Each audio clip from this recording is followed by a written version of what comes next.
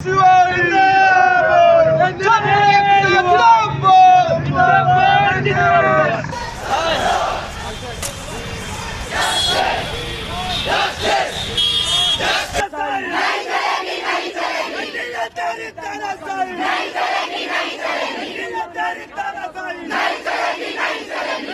UGC 2024 परीक्षा को लेकर कई दिनों से प्रदर्शन कर रहे छात्रों को आखिरकार सफलता मिल गई है।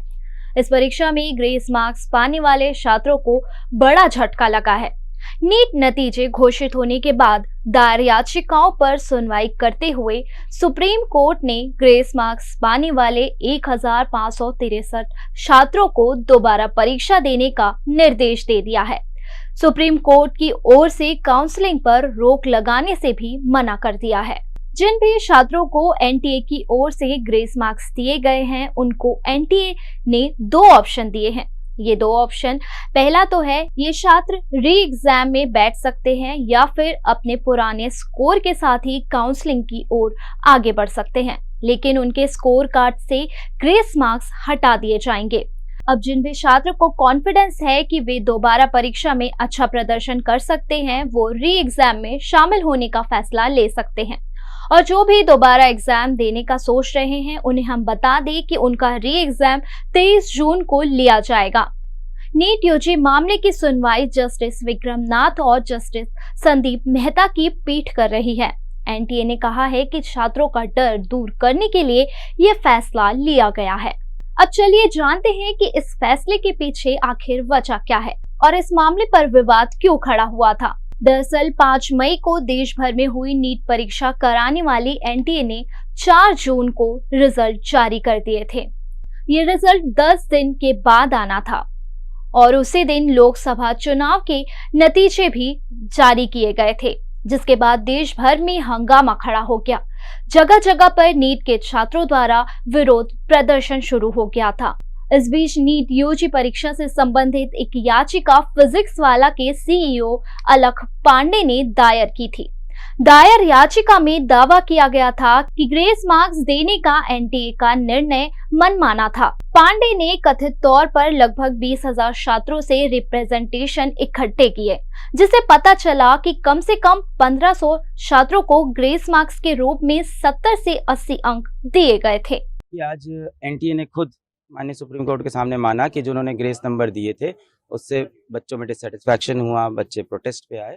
कहीं ना कहीं उन्होंने माना कि पहले कभी ऐसा नहीं है, पहली बार किया है, तो उन्होंने माना कि इसको हम हटा देते हैं ग्रेस नंबर को। हमारी 7 दिन से ये लड़ाई चल रही थी कि पहली बार आपने कैसे ग्रेस नंबर दे दिए, किस बेसिस पे आपने सोच लिया, बिना किसी को इन्फॉर्म किए, और आपने जब रिजल्ट आया तो बताया नहीं। अब इससे मेरी प्रॉब्लम क्या क्या है, और उन्होंने जज एनटीए ने ये बोला है और माननीय सुप्रीम कोर्ट ने भी एग्री किया है कि जिन बच्चों को ग्रेस नंबर मिले थे 1563, उन बच्चों का या तो री एग्जाम हो जाए, जो कि इन्होंने डेट दे दी है कि अप्रोक्सीमेटली 23 जून को, या तो वो बच्चे अपने बिना ग्रेस के जो नंबर हैं उस पे हैप्पी हो जाए, यानी उनका ग्रेस नंबर काट दिया जाएगा। ठीक है, अब री एग्जाम हो उन बच्चों का जो देना चाहते हैं 1563 में से, और जो नहीं चाहते हैं उनका ओरिजिनल स्कोर रहेगा। फिर रैंक पूरी शफल हो, उसके बेसिस पे काउंसलिंग हो। पर इसमें मेरे कुछ पॉइंट्स हैं, 3 पॉइंट्स हैं मेरे।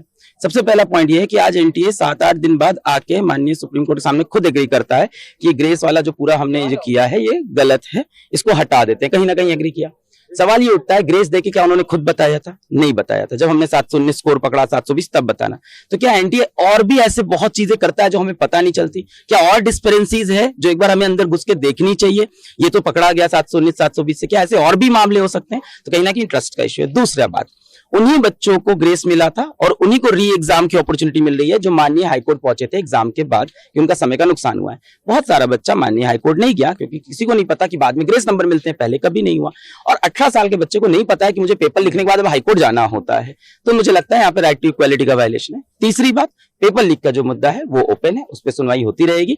और आज माननीय सुप्रीम कोर्ट में जजेस ने खुद बोला कि मान लेते हैं काउंसलिंग हो गई, मान लेते हैं एडमिशन भी हो गया और तब कुछ प्रूफ होता है तो we have all the parts to revert everything.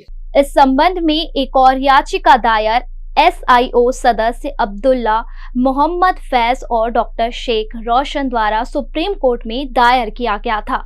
दायर याचिका में नीट यूजी 2024 रिजल्ट को वापस लेने और परीक्षा दोबारा आयोजित कराने की मांग की गई थी।